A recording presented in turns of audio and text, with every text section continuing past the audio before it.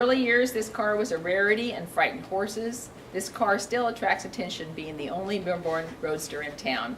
People almost block traffic in turning to look at it. Boys cannot understand, although carefully explain, just why the wheels go around with no engine. You are welcome to this relic when I am through with it. As these cars are not made now, I'm trying to persuade this one to hang on as long as I can. With new batteries and new blades, it's as good as new. And after many years of work, it was good as new. Restoration started in 1973 by the Lawrence chapter of the Antique Auto Club of America. And on March 17, 1975, it entered the doors of the museum, driven by Nancy Hambleton, the first woman mayor of Lawrence. She drove it easily, and she said it was so quiet. And here are a few new photos of the car in the museum. It's on the third floor of the Watkins, and I encourage you to take a look. They let me inside, which was really fun. Albert and I always did love to travel. In 1900, we went to the World's Fair in Paris, the Exposition Universelle. We had an amazing time there, all the Art Nouveau style. The most amazing thing was the Palace of Electricity, which was a highlight, and they had 5,000 incandescent lamps powered by steam-driven dynamos, and influenced us to get electricity in our house in 1902. We liked this so much we went on a five-month trip around the world. We took the steamer Cleveland with stops in Gibraltar, Naples, Cairo, Suez, India, Bombay, Calcutta, China, Japan, the Philippines, Hawaii, and home to through San Francisco. I wrote letters home that were published in the paper. They were called the Henley Letters about our trip. How are we doing with time? About 5 minutes or, yeah. 14 minutes to go. Okay. And here's what I said about Cairo. And this is 1910. Cairo is 900,000 in size with 35,000 Europeans, and there's a modern-looking city in the newer portions with every nation under the sun in the streets, with camel trains and donkeys and carts loaded with all the family, with funeral and wedding processions. It is one perpetual entertainment to sit on the wide marble terrace under the blooming shrubs and watch.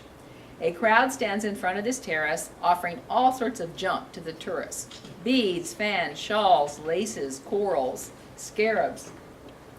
These scarabs were, quote, later found in the tombs of the kings and 4,000 years old, but I know they were made in Germany last week and shipped in by the crate.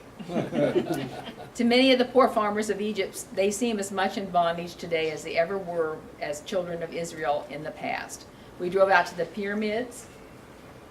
The poor old patient battered Sphinx still looks dreamily down on the green valley toward the river and heeds not the crowds of the perpetual tourists. Back on the steamer, we went home and saw dolphins raced in front of us in the boats for miles. Flying fish have flown, rainbows have bowed up for us, to say nothing of the endless variety of gorgeous sunsets and sunrises. But really the crowning glory of our travels all came home with the sound of the brakeman calling out, "Lawrence, Lawrence," the night we returned on the train, and the realization that here was home, this last, the happiest, the only place. Well, life was bittersweet in Lawrence all those years without Albert, but I continued to live an active life, a rich life in the Lawrence community. Just before my move to Pasadena, California to live with my son Roy, I celebrated my 89th birthday on October 19th, 1937. This birthday was even reported in the paper, quote, "Though living a simple, quiet life, unmarked by public ado, Mrs. A. Henley of Lawrence has endeared herself to all who have known her, and similarly, her 89th birthday passed on October 19th with no observance of the occasion." A surprisingly large number of gifts, letters, cards, and messages from friends expressed congratulations on her anniversary. Love for her has increased through generosity, the hospitality of her home, which is frequently offered for gatherings of various sorts, and through her unusually keen sense of humor, which causes her eyes to sparkle as brightly today as in earlier years. Her cheerful outlook on life is one of her marked characteristics, and no one ever leaves her without hearing one of her humorous anecdotes with which she is filled. And this is what I said about my birthday: "Tempests do fugit, while busy people do not notice. In olden times, one was supposed to sit in a corner and wait for death. Now at 80, They are reading papers to their clubs and going around the world alone, like Mrs. Canfield. Flavia, who was the president of the Zodiac Club, and her husband James was a well-known KU history professor. Now somebody has been snooping around unbeknownst. The result and the astonishing array of gorgeous flowers filling the room rivaled a greenhouse. Candy to nibble on for a year, a fine basket of fruit and other presents, cards, notes, letters, nearly 3 dozen, from presidents, mayors, bankers, editors, doctors, and other officials. Even the creditors laid aside their grievances for the day to join the others in kind wishes. I have a little story to tell to close. An Irishman fell in the well. He said, "Pat, are you dead?" "No," said Pat, "I'm just speechless." Well, so I'm speechless in the face of all this kind attention. I do not feel old, but there's ample evidence to prove it. I sincerely thank you all for your kind expressions. I have never been treated so well or so often. When people leave these earthly scenes, our home papers mention something of their lives and work. I would want but the briefest mention. The few things that were done for Lawrence were mentioned at the time. That I have been tinkering with various things through the years is known, but never with any thought of having them noticed or noted. These things were all my own personal satisfaction, and I thank you for letting me share my tinkerings with you today. Any questions?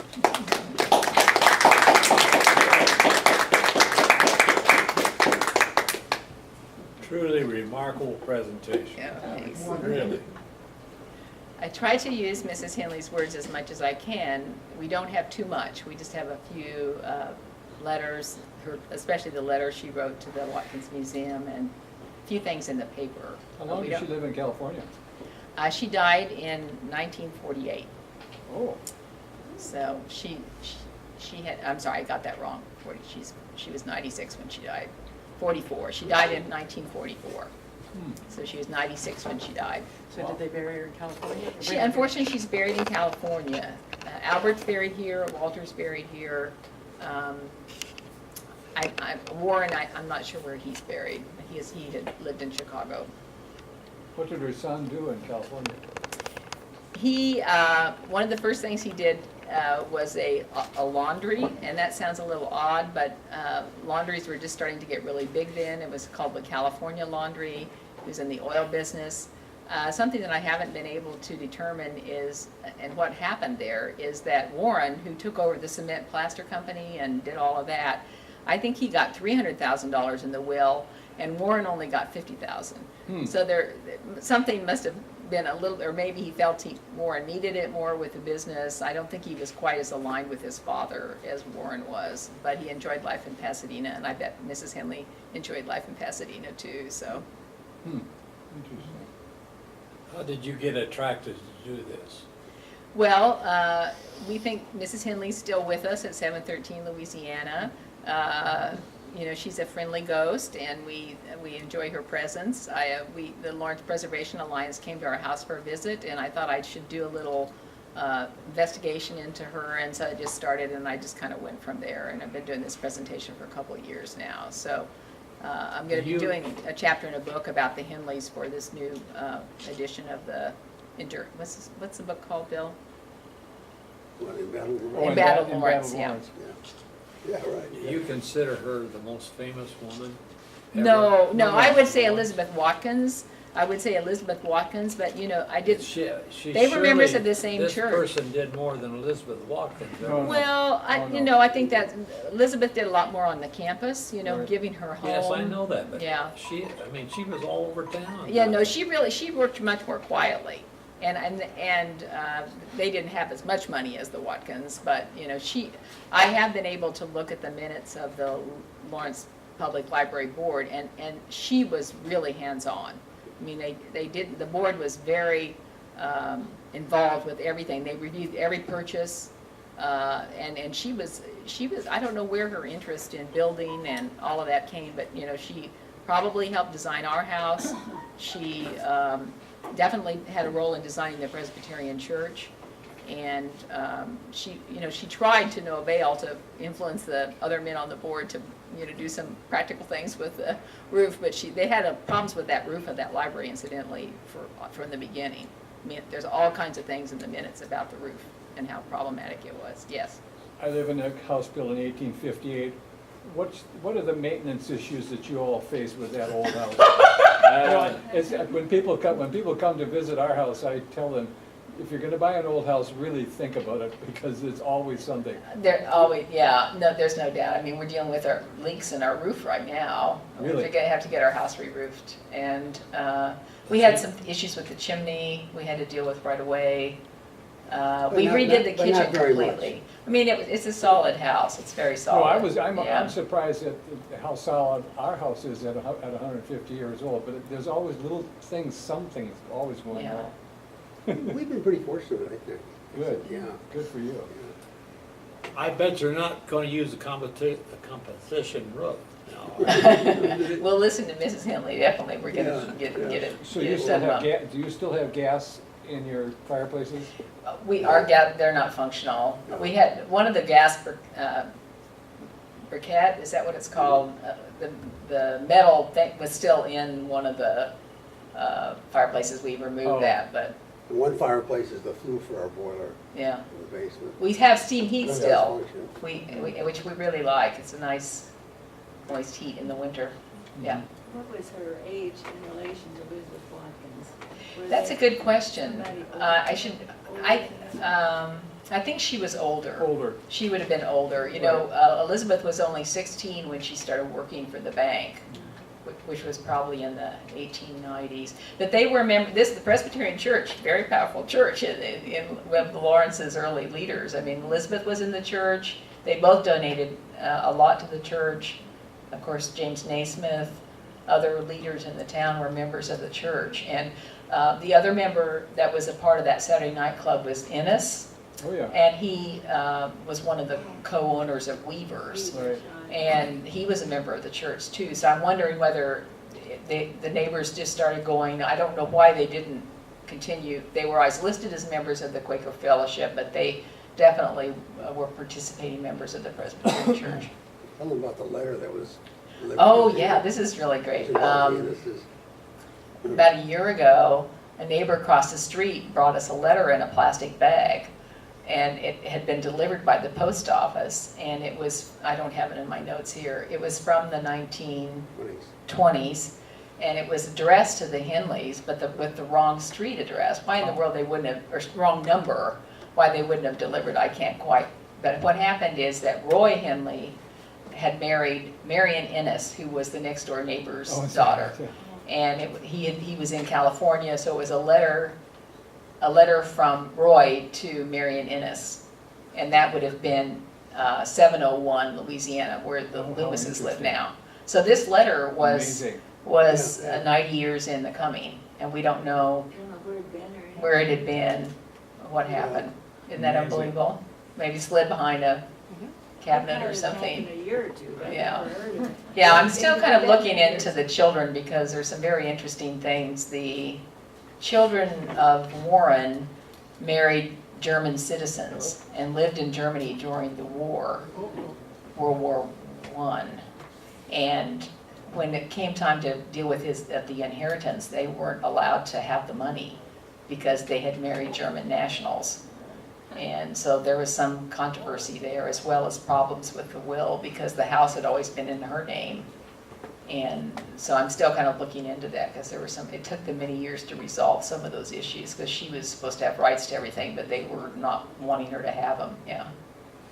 Have you found any descendants? You know, there are some descendants. I think one name is Xander. There were some visits to the Watkins Museum before we lived in the house, also from some descendants in California. But we haven't done too much with trying to track them down. We don't know of anybody with the Henley name. Did you purchase the house after the Postrows? Right. Yes, that's right. And so there's another link there with the Presbyterian Church, because the previous owners to us were the Postros. Yes, and we purchased it in 1994. We're the fourth owners. I thought, this is a little handout that I prepared for the LPA. It has more about the house than I talked about, but if you're looking to have that, so. Do you do other presentations on ladies of Lawrence? Not yet. Oh, you're just working into it gradually? Well, I don't know, yeah. No, there's another, there is, I don't know who did, someone did for the centennial of Elizabeth Watkins, they did kind of a play about her, so now I was not involved with that, but yeah, it'd be fun. There's a lot of, during the recent commemoration of, I'm calling it the Lawrence Massacre now, so we don't have to mention the other guy's name. Commemoration of that, Sarah Bell, who's on the staff at the Watkins, did a really wonderful bus tour that featured the women who were involved with the whole disaster of the Quantos raid and what they did, and we did a tour around town, and we really have some extraordinary women in Lawrence from through all these years. But like, I think Katie Armitage was really supporting of me doing this because there's many other women like Eleanor who played important roles, but they always did it in the background, and they weren't as publicly known. Nothing next week, right? Okay, thank you. Thank you very much.